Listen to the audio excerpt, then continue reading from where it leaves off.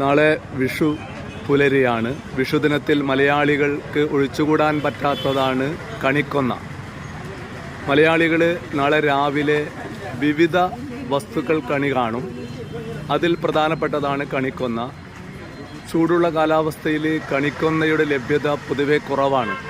അതിനടിസ്ഥാനത്തിൽ artificial കണിക്കൊന്ന നമ്മുടെ കടകളിലൊക്കെ സുലഭമാണ്. അതൊക്കെ വാങ്ങുന്ന തിരക്കിലാണ് നമ്മുടെ മലയാളികൾ.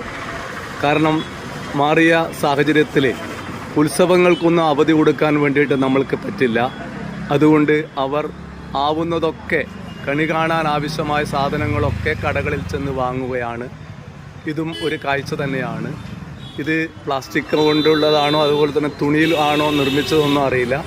നിരവധി കടകളിൽ ഇത്തരം കണിക്കൊന്നകൾ ദൃശ്യമാണ്. ആ ഒരു കാഴ്ചയിലേക്കാണ് പ്രേക്ഷകരുടെ ശ്രദ്ധ പച്ചവെളിച്ചം കൊണ്ടുവരുന്നത്. മലയാളികൾ ആഘോഷിക്കട്ടെ.